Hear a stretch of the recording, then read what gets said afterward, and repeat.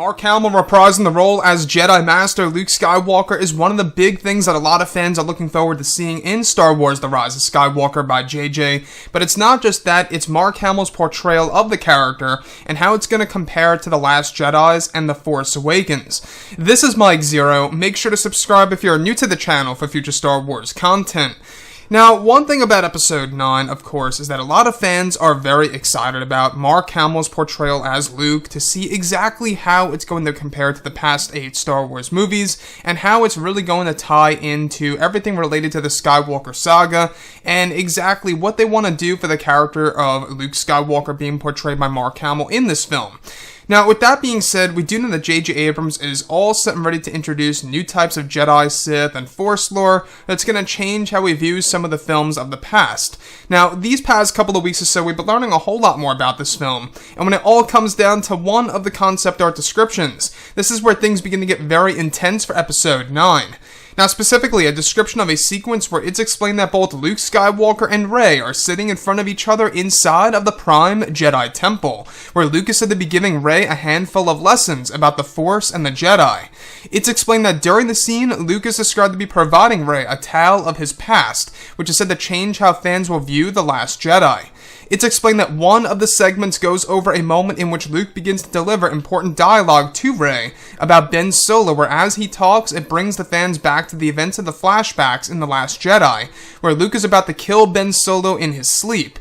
It's explained by Luke that just as he was about to kill Kylo Ren, that his father saved him from the darkness by telling Luke that this is not the Jedi way and that it would only make things worse.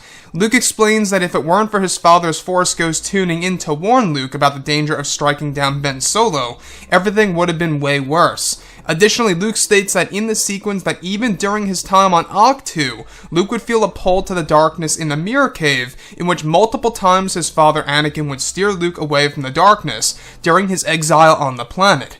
It's one of the reasons as to why Luke closed himself off from the Force, besides the fact that he failed his own nephew Ben Solo and the entire galaxy.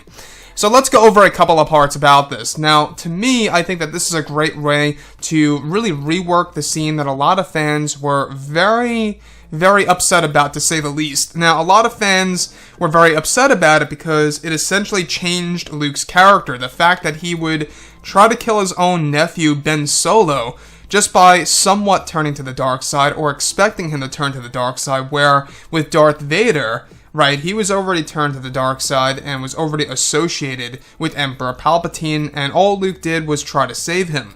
So him even thinking about trying to kill Ben Solo, I will agree with a lot of fans out there, it really didn't feel right for the character of Luke, and you can really see that this is JJ's way of really kind of just patching that moment in The Last Jedi and kind of giving us a little bit more clarity of what was going on in Luke Skywalker's head. So, according to Luke's Force Ghost speaking to Rey, it was Anakin Skywalker's Force Ghost reaching out to Luke, warning him to not kill him, and that explains why Luke Skywalker pauses, looks at his lightsaber, and looks at his mechanical hand, and realizes that this is not the way to do things. It's all because of Anakin Skywalker's Force Ghost reaching out to Luke. Now, that entire flashback scene is said to be reworked. Of course, it's going to be cut down to a more brief scene, but it's going to really establish the fact that it was Anakin Skywalker who intervened the actual confrontation between both Luke and Ben Solo and stopped Luke Skywalker from striking down his own nephew. Now, that is something that I do like. That really does open up a lot of possibilities here of, you know, how important Force Ghosts can really be in the Star Wars universe, and how that's a prime example of Anakin Skywalker, Luke Skywalker's father of all people, doing a great deed for his own son, Luke Skywalker, right? So that's one thing that I think a lot of fans are going to want to see in, you know, the future comics, the books, the novels that are actually going to explore more elements of in between the events of episodes 6 and 7, beyond The Rise of Skywalker. Again, Disney and Lucasfilm plan to create a new expanded universe in 2020. Essentially what that means is that we are going to get a library's worth of Star Wars content throughout the 2020s, where we're going to learn more about the characters in between the films or after the events of the sequel trilogy.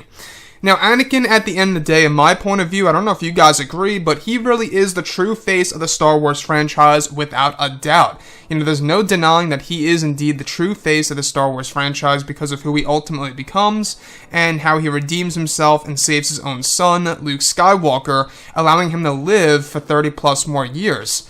So that's the thing about this film, is that it's not just about redemption, it's all about how a character's journey is actually going to fluctuate, and that's what I like about that. You know, that's what Star Wars really is all about. We have the journey of the main hero and the main villain, and that's exactly what the sequel trilogy is exploring, and hopefully JJ will be able to knock it out of the park with this film.